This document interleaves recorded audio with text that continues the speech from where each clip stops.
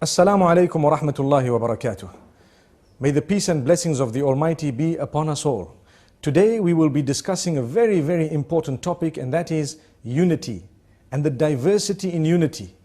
Many people have misunderstood the entire meaning of unity. Some feel that it means everyone must think the same, everyone must do the same, everyone must believe the same, everyone must be in one direction, and then only we will be considered united. Whereas that is absolutely impossible. If we've ever thought of it, even within one family, two members of the same family cannot achieve that. Even husband and wife cannot achieve that. So what then is the meaning of unity? When we stand united, we have certain common goals, and we have certain common items we'd like to achieve, the goals, the objectives, and we work towards them. And these are broad objectives. The fact that we can tolerate each other, sometimes you may even have a person whom we can be united with, but his aims and objectives are slightly different to ours. And when we say united, we stand together, we respect each other, we do not harm each other, we tolerate each other, we can engage with each other in discussion, possibly even in debate. Nothing wrong with a respectful debate, in order to learn and not in order to hate each other and to draw lines. However, when we have that common purpose, we need to know primarily we are human beings. We all have a nose, we all have eyes, and we all have the faculties that we do have. We are all in need of oxygen, and we would all suffer if that oxygen was taken away. We all need water, we need food, and this is why we need to cooperate. The Qur'an says, وَلَا تَنْسَوُا الْفَضْلَ بَيْنَكُمْ. Do not forget the virtue that you need to adopt between one another.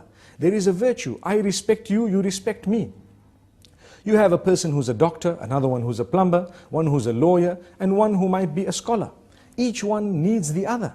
So for example, if we have a bad relation with everyone who's not in our field, the day we get sick, we won't have a doctor who's connected to us. If I am sick at 2 in the morning, and because I've had a good relation with someone who was a doctor, I can pick up the phone and in 2 minutes he can be at my doorstep. Why? Because we are united. We have different fields totally, but we respect each other. We smile at each other, we have a common goal, we share, we may even exchange gifts now and again, and we tolerate them in a great way. Sometimes people don't understand this, and this is why even the baker and the plumber, we never underestimate anyone, to the degree that even the one who works for us, cleaning our place and so on, it could be us doing it tomorrow. May the Almighty grant us all good jobs, but we would require the one who has employed us to respect us. If there is no respect, there is no unity. But the minute there is respect, we stand a greater chance to be united, to stand united, and to face that which would be a challenge against us, standing as a united human being family, the family of humanity.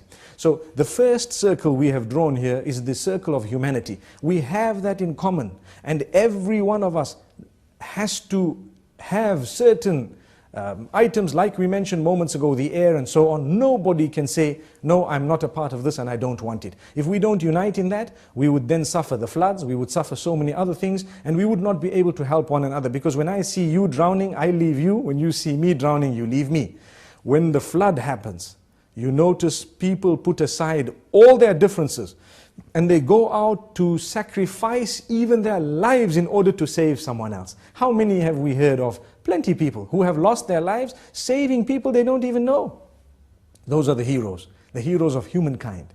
And this is why we say it is not difficult to achieve unity if only we understand what unity is. The problem is we have lost the live and let live policy. People want to prove that they are better. They want to prove that others are worse. They want to stand higher than everybody else. They believe that we are the only ones who are right, and we will fight those who do not think the way we think. That is not acceptable. Even within religion, we have the right to believe we are right, but we do not have the right to claim that we are the only ones who are right, or that we will fight those who do not adopt exactly what we do, because then the world would be chaotic. Rather, we engage in discussion. Some might even quote the Messenger, Muhammad, peace be upon him, very wrongly, and they don't understand that in his life, he was the best when it came to treatment to non-Muslims. He was so beautiful in his teachings that just by looking at him and by interacting with him, they adopted Islam. They said in a lot of cases, if this is what Islam is all about, then we are there, we are part of it. Why did they say that? Because he didn't just go out and fight them and kill them and say, these are my enemies and so on. He went out to them, he tried his best with them, and he spoke to them, he engaged them in dialogue, he worked hard with them, he assisted them wherever he could. When he was called to a common meeting where things were to be discussed that affected the entire community, he put aside everything and went in order to discuss those matters. Although he disagreed on 10 things, but the 10 things that he did agree with, he supported the whole cause.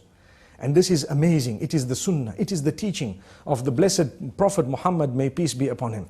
And for this reason, we have a lot to learn. And we need to interact with our neighbors, with those whom we mix with on a daily basis, even on the road and on the street. If we are intolerant, it will result in disunity. And it will result in hatred. And hatred, as you know, it splits people up. It splits them into pieces. But rather, when we are courteous on the road, when we have so much goodness, when we concentrate on the commonalities, and we can engage, as I said, and I'm repeating this, as I said, we can engage people when it comes to discussing matters, possibly of religion, or matters of politics, matters of various other issues that people have difference of opinion on. It does not mean that because you support a different party or you belong to a different group of beliefs that you are disunited with the rest. No. Maybe we have disagreements in 5 items, but if you look at what we agree on, there are another 1,000 things which we agree on, commonalities. And for this reason we call on not only ourselves but the globe at large. Let us unite. Let us tolerate each other. Let us appreciate each other's differences, the different cultures and traditions. For as long as they do not trample on the feet of others, we will allow that to pass and we will respect it and we will acknowledge it with open arms. And we expect the same, that we need to be also allowed the same freedoms that we would allow. And we ask the Almighty to open our doors. The topic of unity is great. I've only touched on a small part of it. The idea is to conscientize the masses, to say, it is not something impossible, but we need to understand what is meant by unity. I hope today's talk has put in a little bit of focus for us to concentrate on. Until we meet again, Assalamu alaikum wa rahmatullahi wa barakatuh.